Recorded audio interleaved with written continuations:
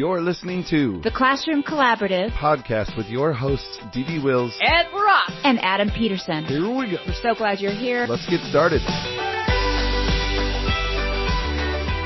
Hey everyone, welcome back to the show. I am Adam Peterson. Hello, I'm Dee Wills. We were talking about the dentist right before it started recording, so here we are. Switch gears. Hello. How are you out in Colorado? Everything good? Everything is good. I just was saying that I went to the dentist yesterday and found out I had a cavity, and I panicked. I was trying to think.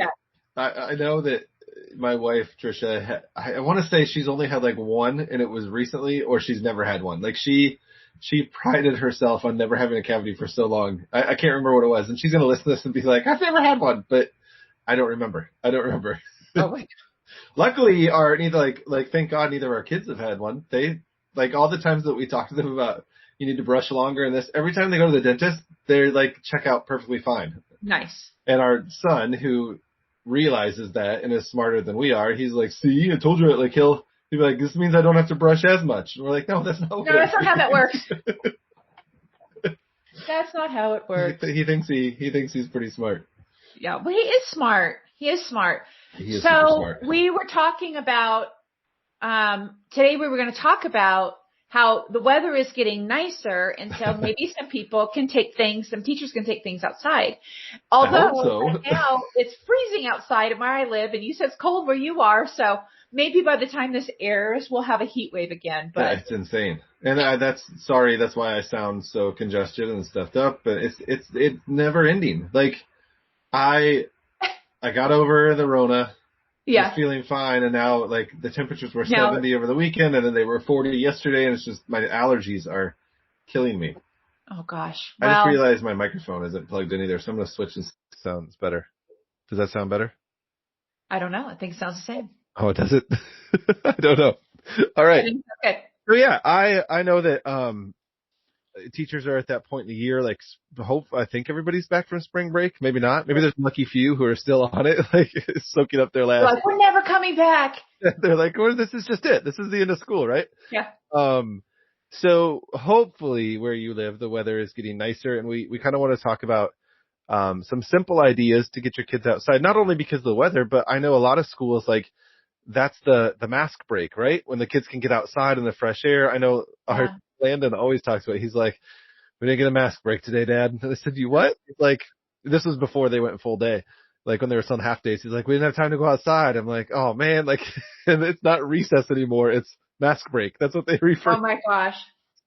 My gosh. You get to take them off. But hey, as long as they're in school, that's what I'm focused on here. Yeah, so, that's good. That's good. As long as they're safe and in school, that's good. So I know in your book, you had some suggestions on things that you could do for the outside, to go outside. So I'm going to let this be the Adam show. We don't need to do that. You share some, ideas that teachers can use, to play outside.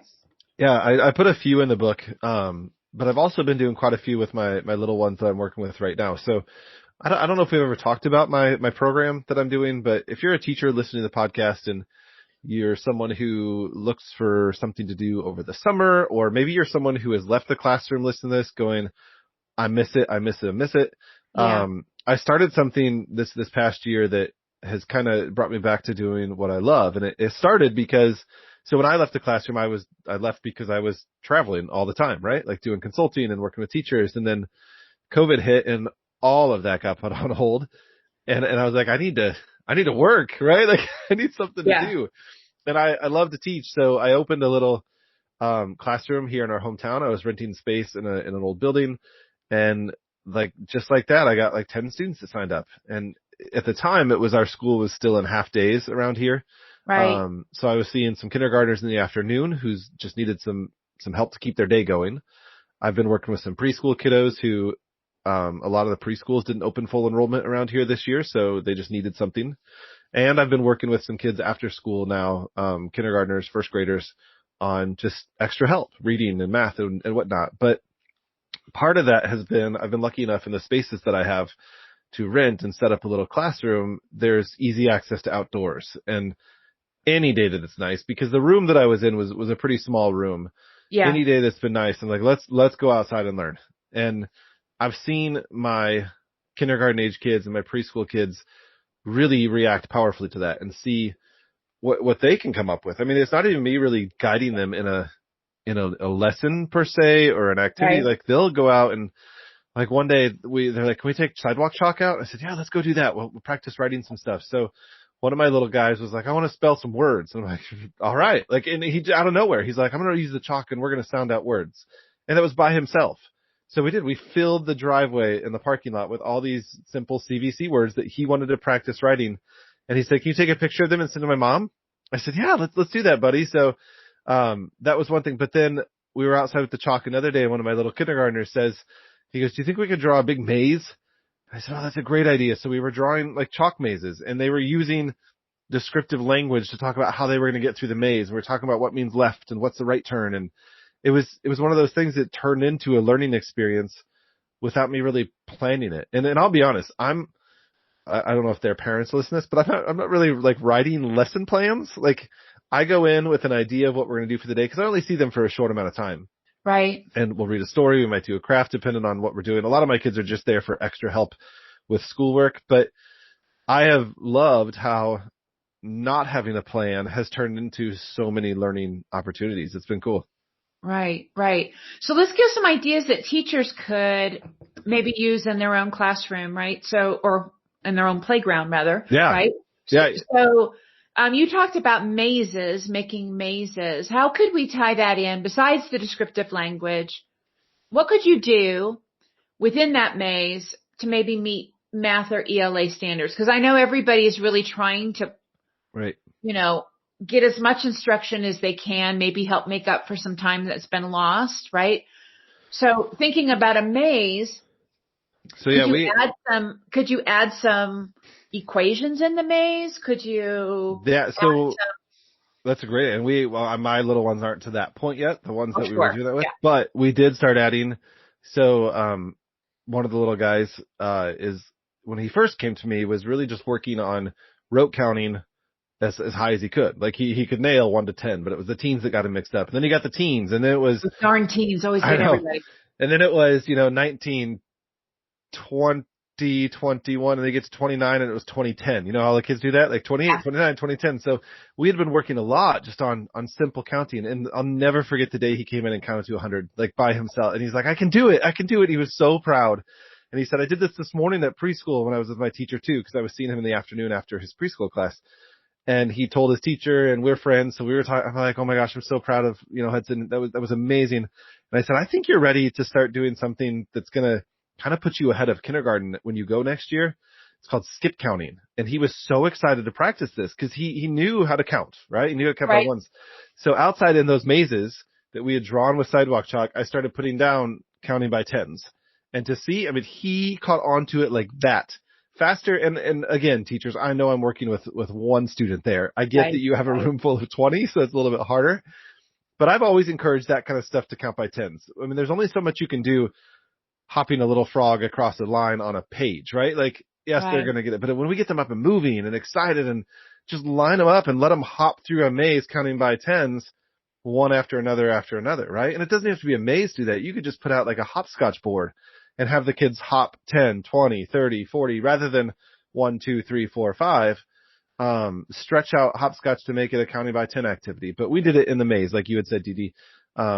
Not to equations yet with this group, but just putting down 10, 20, and then I kind of tried to mess them up by putting, dead ends in the maze, but they would have to realize that obviously they're not going to go down the dead end because 70 doesn't come after 40. I wrote numbers in there that took them the wrong direction, and they had to follow the 10, 20, 30 to get out of the maze the right way. And it was just like when you go to Cracker Barrel and you got those little pages as a little kid, right? Well, I never went there as a kid, but I don't even know how old maybe Cracker Barrel wasn't around then, but way back when I was a kid.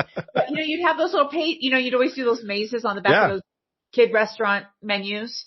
Yeah, and how it was, and we just, honestly, I don't want you to think like these weren't elaborate mazes by any means. These were chalk mazes that I drew in about 5 minutes that had a few turns here and there, but that wasn't really the point. The point wasn't to get through a maze, right? The point was to practice hopping, counting by the tens. And then with my preschoolers, is the hook. The hook, yeah. So when you talk about ELA, why not with your, if you're a preschool teacher, just write a maze with letters from A to Z and see if they can follow that, hopping on the letters, Yeah. or just simple counting 1 to 10 if that's what your little ones are working on. I Right. love the idea of equations though. Like you could draw a maze or even a hopscotch board really. And in the hopscotch first box is an equation. And then they have to determine which box they're going to hop into next based on the answer of that equation. Oh my gosh. So you could easily make a maze like that. Like, the right answer is going to take you to the next equation. My back actually hurts thinking about bending over to draw. To draw with chalk. draw those mazes. Cause you're like, they're, making big, but right. I do love that idea. The other thing I was thinking is, you could even put 10 frames. I used to put 10 frames on the floor in my classroom. Don't use duct tape, people. I'm just saying, it makes the custodian really mad. But I used to make those. Those were great, and you could make them outside. I've been to schools where the actual, I'm going to say the custodians, but maybe it was who took care of this, and that's who used to take care of our playground to, every time they put the paint down after they resurface it, they put the paint down again. Right. But, I've been to schools where they've had 10 frames on the playground. Yeah. And then also I went to one school, they had a hundreds chart, which was, that's cool. It was really cool. So, those would be, and the hundreds chart was one where you could have, you could stand, a kid could stand. My hips wouldn't allow me to stand side by side, but a kid could stand side by side. So it was big. That's cool. And what a cool thing, even if you weren't going to actively do a lesson on that day, just to have it on the playground was there's usually so much blacktop space, usually, right? And so why not, if they use it, they use it. They play basketball over the top, that's fine too. But it'd be a really neat thing to put in the suggestion box at your school to see if you could have a hundreds chart or those 10 frames put down on a permanent basis. Even a maze would be, well, I guess you couldn't do a maze because it'd be the same. It would be the same. Yeah. Right? But it's interesting. I loved what you said. Like if they do it, they do it. If not, not. But I think, and teachers, I think you'd agree that I think if you put that kind of stuff out there, more often than not, they're going to go do it. And why not? Expose them. They're going to be over there playing a teacher, right? They totally are. And that was another thing I noticed when we took the chalk outside. One of my little girls in my class, Cora, she goes, can I draw? And I said, sure, kiddo, go draw me a picture. What are you going to draw? And she goes, I'm going to draw a picture of my mom. And she did. And I said, you know what, Cora, I bet you can sound out the word mom. And then on her own, she started going around and trying to label every single picture that she had drawn with chalk. So really it's giving them a little spark, right? I didn't say go label everything. I said, I bet you can. Let's see what you can do. And she just did. So I think like that, the 10 frames, the 100 chart, it's going to come naturally. If it's there and it's something new, they're going to see it and they're going to be like, oh my gosh, I can do this and this and this with that. And the same thing goes with sidewalk chalk, or, sidewalk paints that they have. Like just turn them loose and see what they take from what you've taught them and they put into use in the outside world. Cause I think you'd be surprised at what they come up with. I know sidewalk chalk is great. And then you can also have them go out if you have, some old paintbrushes and water. And they could even just use that, they could sidewalk and then they could erase it with the water. Those are just some things that get those large muscles moving and getting them wiggling and getting them out of sitting side by side but apart in a classroom. So what I've seen too with just paintbrushes and water, if you do that on like the side of a building, like if your building is brick or siding or concrete, whatever it is, it's not going to last. It's not going to stay there like chalk would, but kids can paint with water on brick and it'll show for just, a little while. They could paint their names or they could paint a picture, they could paint numbers. And it doesn't ruin anything, right? Because it's just water that's going to drip down. Just make sure that they're not paintbrushes that have paint on it. There you go, yeah. It looks like you guys all experienced some graffiti today on the playground. What's going on? You'd have spray paint all of a sudden. Your building. I know. You're like, hey, listen, we're practicing our letters. So, yeah. That's awesome. One of those things, too, that they just, like I said, the natural part of it is really the key to this, right? And that's kind of funny that we're out in nature and we're talking about natural learning, but it is. I tell teachers this all the time, and it's been cool to send pictures to the parents of the kids that I work with, not just of what we're doing in the classroom, but like that day that we sent, or that little girl just started labeling everything. And she was 4 at the time. And it was amazing to watch how she started putting together letters and sounds that we'd been practicing. And she didn't spell everything right, but she had the sounds there. And that was a step that I was like, oh my gosh, like you just did this by yourself. And she's one of those little kids who just like, yeah, like, what do you mean? Like, this is what I'm supposed to do. And it was such a cool thing to witness. She's a funny one too. I put a picture on Instagram of this. She had on like white pants that day, like white tights or whatever you call, leggings or whatever you call this little one. So she was rolling around on her blacktop drawing, and she was crawling through the chalk to draw, and she stands up and her pants are just black, like covered. Oh. I said, Cora, I don't know if mom's going to be too happy with that. She goes, it's okay. I'll just take a bath. And I'm like, I don't think that's how that works. That's not how it works. I love preschooler logic like that. Like, yeah, I'll just take a bath and wash everything off my pants. One thing that, I always think about the perfect son when he was little. His favorite thing to do, like if we had a rainy day, we would hide coins in the house. Pennies, times, it was quarters. We would hide them in the house in different places, and he would go collect them. I mean, it would probably equaled like $2 or something, but we would hide them.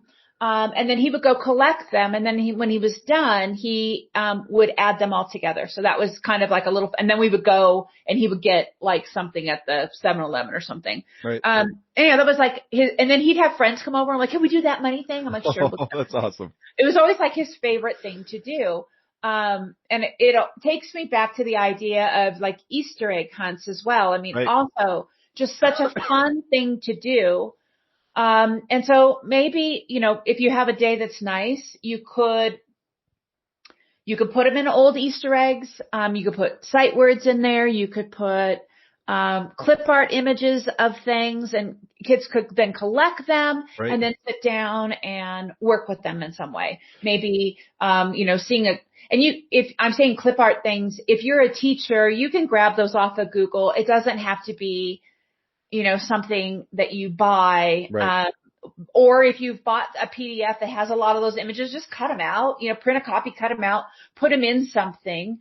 You could put them in, like I said, you could put them in an Easter egg. You could put them in, I'm trying to think of some other things that you could put them in. Well, I think, Easter eggs are so underrated. Like they don't just save them for Easter, right? Like use them for all kinds of manipulatives. Dollar Tree also sells a ton of little tiny containers.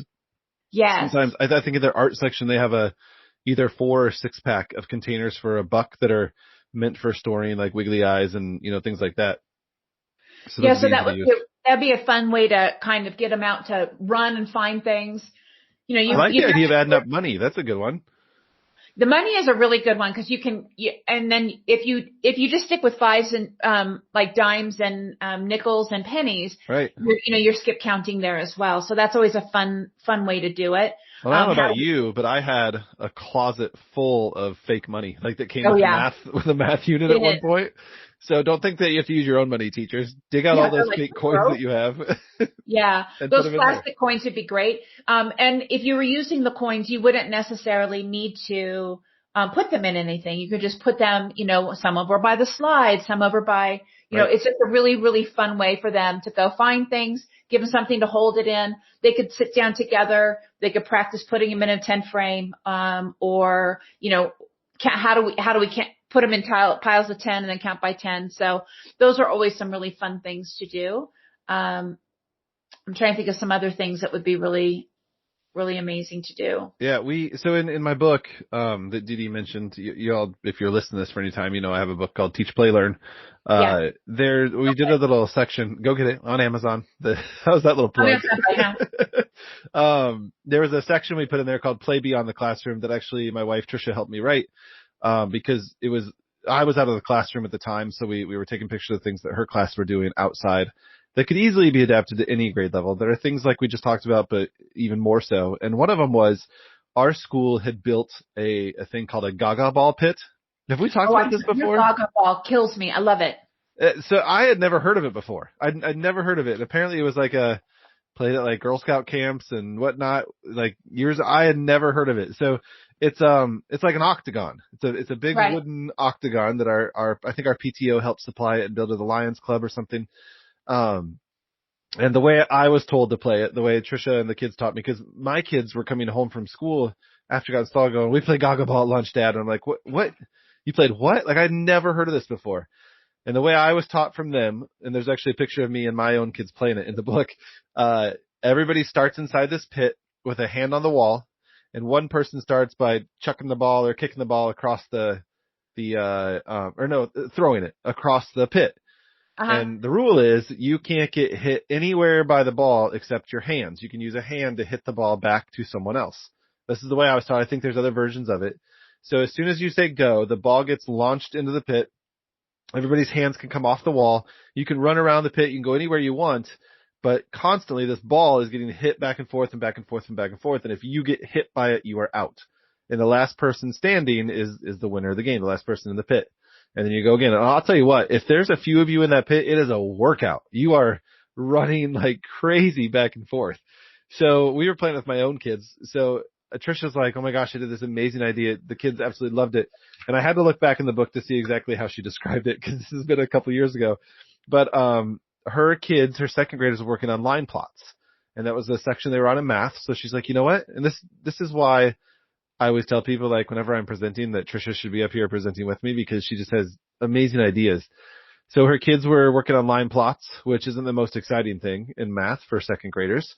Yeah. So she had them go outside and they played Gaga Ball, and they did it once just to practice. So they played it and she said, I want you to count. Like, you need to count how many hits you got, like how many times you hit the ball before you got out, and keep track of that. And as they came out, she asked them, how many times did you hit the ball? How many times did you hit the ball?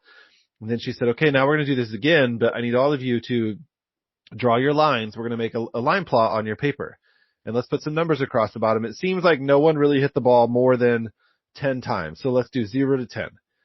And what they were doing was they went back in and played it again and made them all remember. And then they went around and surveyed each other and said, how many times did you hit the ball? How many times did you hit the ball? And they started marking that on their line plot to see how many times, the number 2 was, how many times did people hit it 2 times? How many times did people hit it 3 times? And they did all these little line plots and graphs based on the number of hits they used inside the Gaga Ball pit, and taught how to create line plots in that form. Nice. It was so cool. I'm like, that's such a genius idea. Like, I feel like Gaga Ball is like a cousin to dodgeball, right? Except for you're trapped in a circle. You're trapped. You're trapped in there. Yeah. This feels like my personal flashback to 5th grade terror. Rhonda R. targeted me. So I don't mean to laugh. I'm sorry. PTSD right now. I'm not going to lie. Well, and that's the thing a lot of people ask. They're like, well, we don't have a Gaga Ball pit. And you don't really have to, right? Like, I've had teachers who just line them up against the wall and like just start chucking the ball. How many throws before Mr. Peterson hit you? Yeah, how many throws before you can make the teacher's nose bleed? How many does that take? It reminds me of is it Billy Madison, where Adam Sandler goes back to school and he gets the dodgeball and he's like, no, you're all in big trouble, and he just starts launching at the kids. Launching at him. Oh my gosh. Well, it's one of the. So I was talking to the teacher. I think this was when I was in New Jersey one time. This teacher that I was working with, and we were like, she's like, well, how could we come up with a way to do this inside? I'm like, oh my gosh, this is a great idea. So we started looking at her classroom, and we took her like they had individual desks that they used in little pods in the classroom and not. So we tipped them on their side, and we built like a little octagon in the middle of the room, and they just so they didn't use a giant playground ball, but you could use a balloon. You could use just a little bouncy ball. That's my jam right there. There you go. Or here's the even easier one. Like, go to the clearance section or Dollar Tree and buy a pack of socks. Rolled up socks make a perfect little ball to toss around the classroom because it's not going to hurt anyone. So that it's not going to bounce, right? But you can use that to throw, and if you hit someone, they're out. If not, they can pick it up, throw it back. So there's so many ways you could do this in and out of the classroom, but you don't really even need a pit to do it, right? Just use an open space inside. The pit of fear. You don't need the pit of fear. That's good. As you were talking, I was thinking, if you were doing, I was thinking about your plot line. What if you had some kind of key? So a number represented a letter. Oh yeah. Right. And then you would then collect all these letters based on the number of hits, and then you could use those to maybe make words. Maybe you could automatically give the vowels, right? Give the vowels. Everybody gets a vowel, and then the hits would determine the number of letters that they got, and then they could try to make words with that. Mm-hmm. Maybe. It's too, when you talk about making words, when I was in the classroom, we were not one-to-one, but I know a lot of schools are now with devices, whether they're iPads or what they are. And if your school has access to iPads, maybe for a pair of students or whatnot, or I don't know if you're allowed to take them outside and do anything. This could just be mental or actual pictures. We would constantly go around the playground, around the school, around our courtyards, and look for things that would make letters. So like on the monkey bars, you could take a picture of the monkey bars to make them look like a letter E, right? Or the slide, you could form an A out of it with a kid standing underneath it to make the horizontal line. So we used to do that all the time and just mentally shout out, I see a G, I see an F, I see an H. But how cool now if kids do have devices they're allowed to use outside, you could actually go out and have them take images on an iPad, or an iPod if your school's using something like that. And actually, either print those out or have them show them to the class, put them in Seesaw and show the actual letters that they found. Yeah. Make a little book about them. Yeah. You could even do like a scavenger hunt for things that begin with certain letters. Oh, yeah. Outside, you could get creative with that. If you had, more than just leaves, blacktop. Right. Hoop. Right. Yep. Hoop. I got a hoop. I got a hoop and I got blacktop and I got leaves. That's right. It's one of those things. My school that I taught at is it's considered a country school. Like it's outside of town. You have to take, like, everybody rides a bus or a car. Nobody walks to school. Yeah, that was mine too. Yeah. And I always envied the schools who could like take a walk around a downtown area, like, cause kids there's so much to see. Right. But yeah, I think when you just get out and explore, no matter where your school is, you're going to find some things that are pretty easy to find and cool. Turn into a game. When I taught in San Diego, we were definitely in the city of it. Mm-hmm. And so we had taken several walking, field trips. We, went to the pizza place one time, and learned about putting things together. Cooking it's called cooking. That's right. Putting things together. Putting things together and then you eat it. That's called a meal. We learned about that. And then we also went to the public library. We walked to the public library, but that would have been really neat to have everybody have a device. They could take pictures along the way and create, depending on what grade level you are, you could look for beginning sounds. You could you could just do letters, looking for letters, and they would take pictures of, you'd never get there. You'd never get to the library. Right. But, maybe you wouldn't need to go anywhere. You would just we're going to take a trip around the block and see what we could find. You can imagine the shop owners would be like, why are all these people taking pictures? What is going on? We used to do, this is not outside learning, but we used to do something like that. We called it, we had a big community unit that we did. And we had a community unit field trip where we contacted as many businesses as we could in town. And for one day we like went on a field trip, and instead of going to a museum or anything, we took a trip around our town and we talked about some important businesses. And we used to, I think before I was there, they used to go to the post office, but then like 9/11 put a halt on that. They weren't letting as many people behind the scenes, right? Yeah.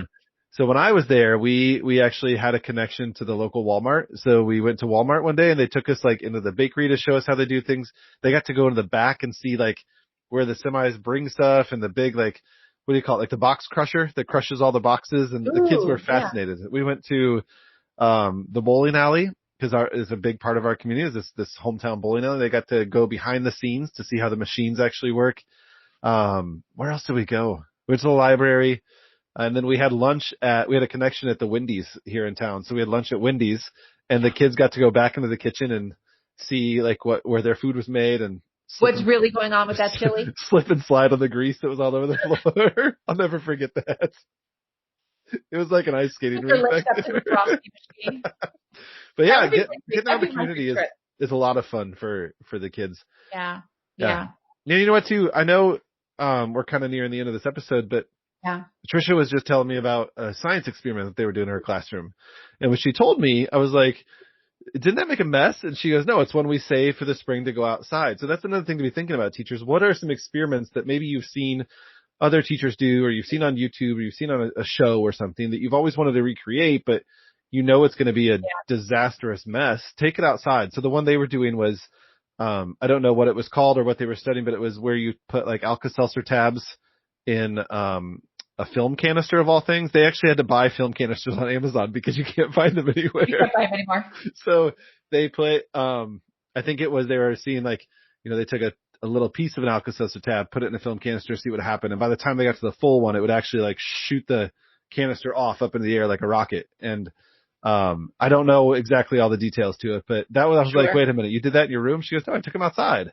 So I'm thinking, oh my gosh, there's so many experiments that you could be doing outside right now that you normally wouldn't do in your classroom. You know what? Maybe what we can do is we can put some. I'll look for some links that we can add to some online experiments. That teachers could use. So I'll add that to the show notes also. I know that like Bill Nye the Science Guy has a ton of those that you can do. Yeah. Of course, we don't always just want to do the science experiment we do the science experiment for the glory of it, right? But we also want to make sure that we are doing something that is going to help benefit students as well. Making sure that we're adding some reading in there, some writing, some even.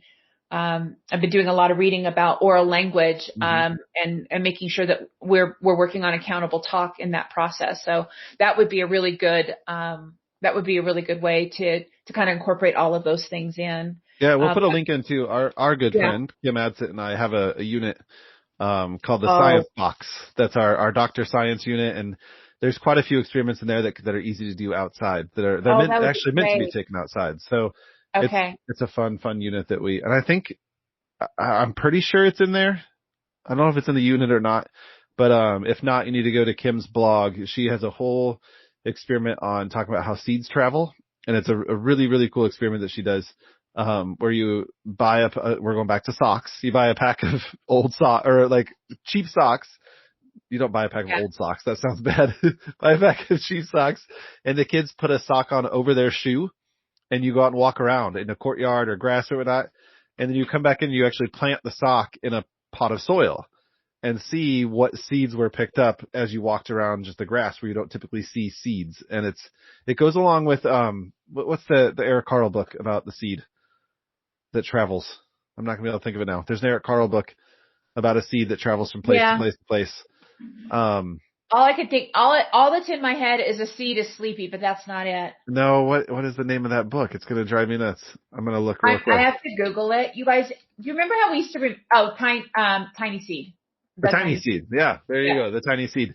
So it goes along with that. So, I'm pretty sure Kim has that on her blog. I can't remember if it's in our unit or not, but it's a cool experiment. My kids absolutely love that one. And whenever I talk to teachers about it, they're always like, wait a minute, what did they do? I'm like, yeah, you put a sock on, you go walk around. It's so fun because the sock collects so many things as you walk through. And the best part of that is it really does truly show that science can differ depending on the variables, right? Because not everybody is going to grow the same. Some might not grow at all. Some might grow a ton based on where they walked. So yeah, definitely check that out. But I don't know. I'm a big proponent, big fan of getting outside and letting the kids explore the world around them and learn as much ways as possible, especially this year with they've been cooped up as long as they have. So celebrate the mask break and let them go outside and play. Yes. Let them play. And by the way, guess what? You just learned something. So that's awesome as well. There you go. Right? Hey, before we go, Didi, you want to tell everybody where they can sign up for the Educator Summit again? They can sign up for the Educator Summit. So Educator Summit is starting, it's going to be live, available live for people to start to stream on June 28th, 29th, and 30th. There's over 30 presenters who are going to be giving their pearls of wisdom, including Adam Peterson and Kim Adsit. And we have 3 amazing keynotes that are going to be kind of heading us off each day. So we have Michael Bonner. Thank you. I said Eric Carle was in my head. That's all I said. Eric Bonner. That's not I could tell that's where you were going. I know. Michael Bonner. And then we have 2 illustrator authors that are just phenomenal. Dan Santant and then Rafael Lopez that I'm going to be interviewing them. It's just a great way for teachers to revive, recharge their batteries. In June, hopefully teachers will be ready to think about some new things. And that's usually when I sat down and started to think about what went well last year? What kinds of things do I want to kind of change for next year? Right. And as everybody looks back at what went well in 2021, you could say I'm standing upright and I'm alive. But I think there's some lessons that have been learned. So we want to make sure that we tap into those, and then ways that we can, move ourselves forward as well. So. And June 29th is my birthday, so you can celebrate my birthday by watching the Educator Summit. I actually planned it all around your birthday. I thought so. I figured that's what it was. That was my master plan. So, I'll add a link also so where you can find that information, or if you go to my blog, it's on there as well. So it's going to be awesome. It's so good to see you, and love this was a rambling chat. Our next one's going to be more focused. It's good though. I think, if I'm on my way to school and I'm listening to stuff, I listen to podcasts when I go out and run with Augie, and a lot of the ones I listen to, I try to find one that is going to last the length of my run, like longer ones, so rambling's okay sometimes. Sometimes teachers are probably just rambling to themselves in their car trying to vent, so maybe they're venting with us today. I don't know. Yeah, I know. Usually when I hear somebody else's rambling conversation, it sparks something else in my mind. So hopefully if we didn't mention something and it sparked your idea, we would love to hear it as well. So just send us a note so we can add it in. I know collectively teachers have like this endless stream of possibilities. So. That's why we all collaborate. That's right. There you go. In a classroom. All right, everyone. We'll see you next time. All right. Bye, guys. Bye. Hey, thanks for listening to the Classroom Collaborative Podcast. If you are enjoying these episodes, please make sure that you subscribe wherever you are finding them. And share and rate it so others can find it as well. We'll see you guys on the next episode. Thanks for listening. Bye.